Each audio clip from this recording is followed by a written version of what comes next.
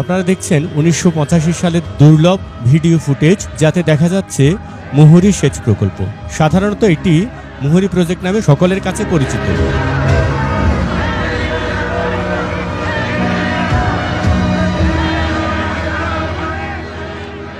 তৎকালীন সময়ে অত্যাধুনিক যন্ত্র না থাকায় হাজার হাজার মানুষের সহযোগিতায় নদীতে পাথর ফেলার মাধ্যমে এই প্রকল্পটির কার্যক্রম শুরু হয়।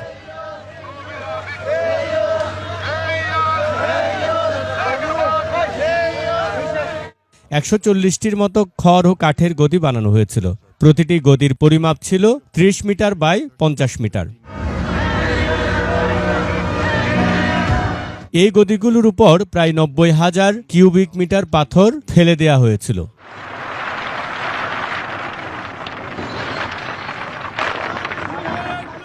এইসব পাথর আনা হয়েছিল বাংলাদেশের সিলেট হতে। আর শুধুমাত্র এই পাথরগুলো ফেনী নদীর কাছে আনার জন্য লোকবল প্রয়োজন হয়েছিল প্রায় ৩,৬০,০০০।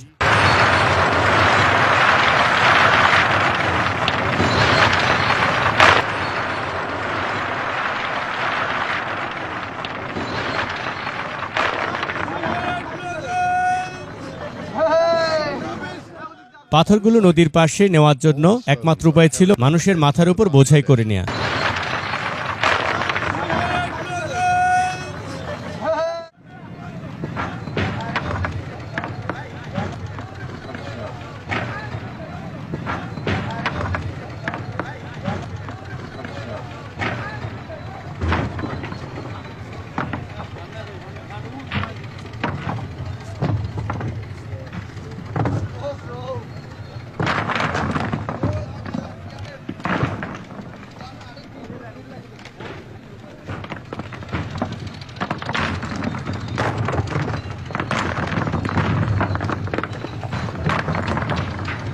তারপর সেই পাথরগুলোকে একত্রিত করে বোটে নেওয়া হয় নদীর মাঝে।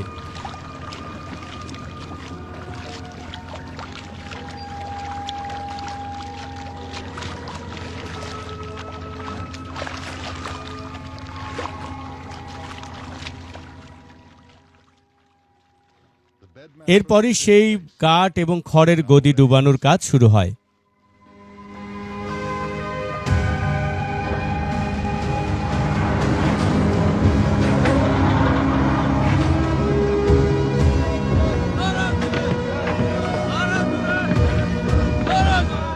গদি যাতে তীব্র স্রোতে সরে যেতে না পারে, তাই তার উপর পাথর দেওয়া শুরু হয়।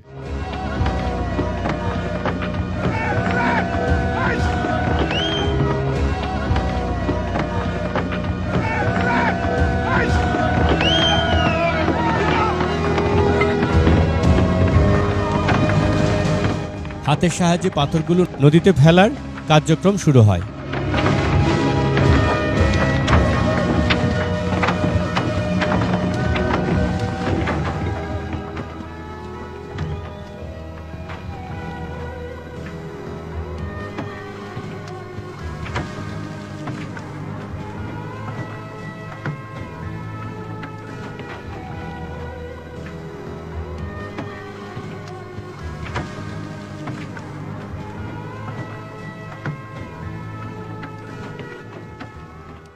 গদিগুলো যাতে স্রোতে সরে না যায়, তাই মানুষের মাধ্যমে টানানো হয় সমান্তরালভাবে।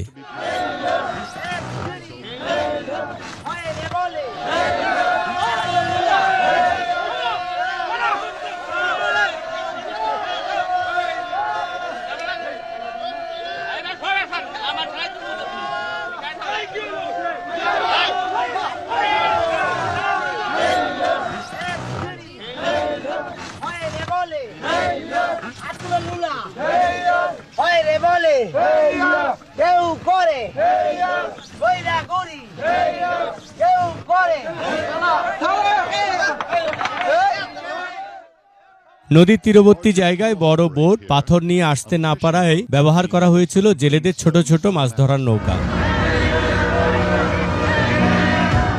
যে সকল স্থানে ছোট নৌকাগুলি পানির অভাবে ভাসতে পারছিল না, সে সকল স্থানে মাথায় এবং হাতে বোঝাই করে পাথরগুলো এনে নদীতে সেই গদির উপর ফেলা হয়েছিল।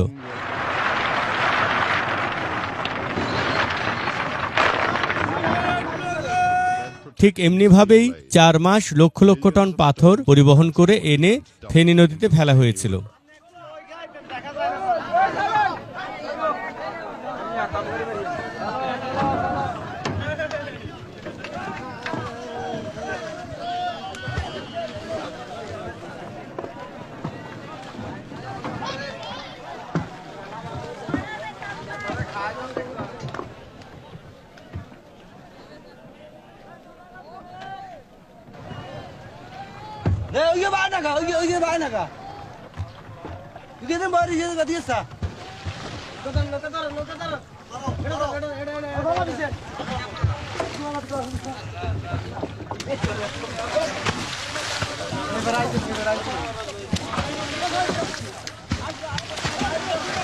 প্রকল্পটি 1985-86 অর্থবছরে সম্পন্ন হয়েছিল।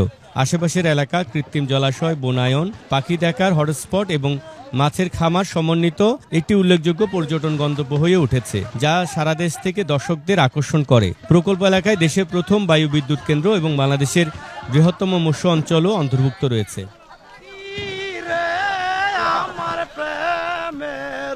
চিঠি নিয়া যাও বন্ধুর বাড়ি।